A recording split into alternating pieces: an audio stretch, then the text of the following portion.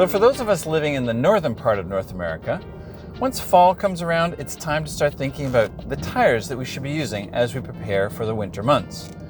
And if you live in a climate that gets any kind of significant snowfall and spends a lot of time at 0 or below in centigrade, you should definitely not be running on summer performance tires, which is what we have on our Golf R. And even all-season tires aren't for all seasons. They're really more commonly referred to as 3-season tires. All-weather tires are a different story, and then once you get into snow tires and winter tires, anyway, can be a little confusing. So what we're going to do is we are going to equip our car with a set of snow tires from the manufacturer who invented snow tires, and they also invented all-season tires. So we're going to head over to the experts at Kal Tire and hear what they have to say, try and learn a little bit more about snow tires, and off we go.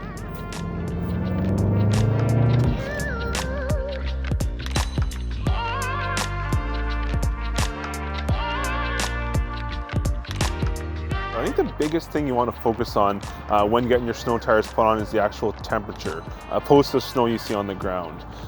The best rule of thumb is 7 degrees. So once you see the temperatures drop below 7 degrees Celsius, that's a good time to get your snow tires put on. Keep in mind that most people will drive either first thing in the morning when heading to work or in the evening when coming home from work. And at those times, it will be cooler than it would be midday. So yeah, just a reminder that 7 degrees would be the best time to get your snow tires put on your vehicle. The all-season tire, or as we refer to it as the 3-season tire, versus an all-weather tire. So an all-weather tire actually has the severe weather emblem on it. That's a little snowflake with a peak in it. It is proven and tested to perform in severe weather conditions.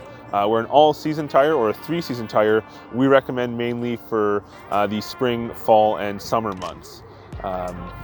Outside that, the all-weather tire, it's a great all-around option for those that don't want to get a dedicated snow and a winter set, and I definitely recommend them. Just wanted to talk a bit about tire sidewalls. So you'll see many vehicles in the winter months have the black steel wheels and a bit larger sidewall than you naturally see on the OEM wheels the car will come with. A couple main advantages to that. I think the biggest one is the most practical advantage, that it will absorb shock. Come the cold temperatures, our asphalt will naturally get harder. You'll see divots in the road being created.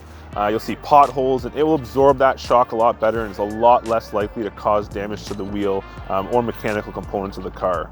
Along with that, you get some flex.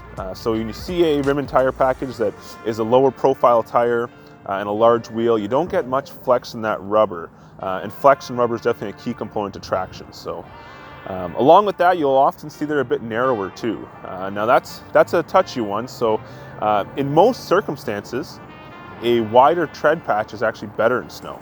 You want the tire to do its job. It's designed to have sipes to basically push down that snow and bite into it and give you the traction. So I wouldn't say there's necessarily an advantage to going to a narrower tire, but it is still a common practice. If you do have a wider tire on your vehicle, I mean, I wouldn't be concerned about it one bit. The cool part about Nokian is they are the inventor of the snow tire. This is where it all began.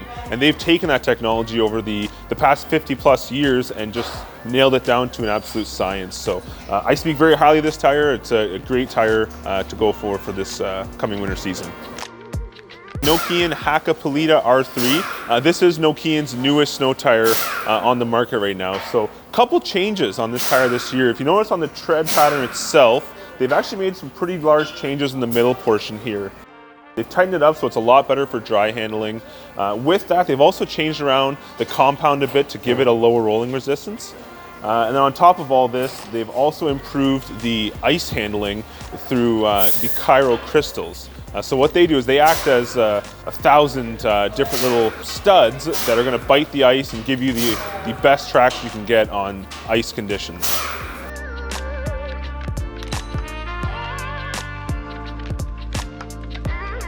The first step in the tire changing process is to bring your car into one of the service bays and get it up on the hoist.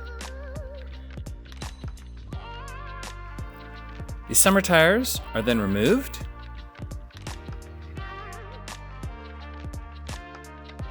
You need to inflate the snow tires and make sure they are at the proper pressure.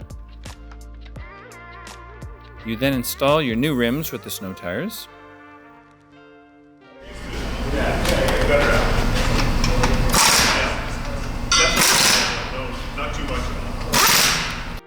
Bag the summer tires.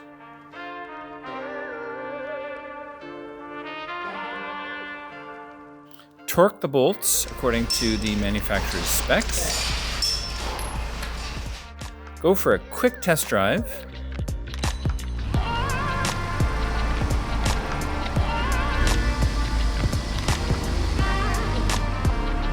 Retorque the bolts to make sure all of them are properly fitted. I think a big thing to focus on is all around getting your tires looked at. So even if you're choosing to not get a set of dedicated snows or all-weather tires, at the very minimum, I recommend you stop by one of our stores, have one of our professionals take a look at your tires, and make sure you're safe going into this winter season. Keeping in mind that when you purchase a snow tires, you are actually extending the life of your summer or all-season set. By taking them off the road for that winter period, you will actually get more years out of them. Total cost will end up being around the same.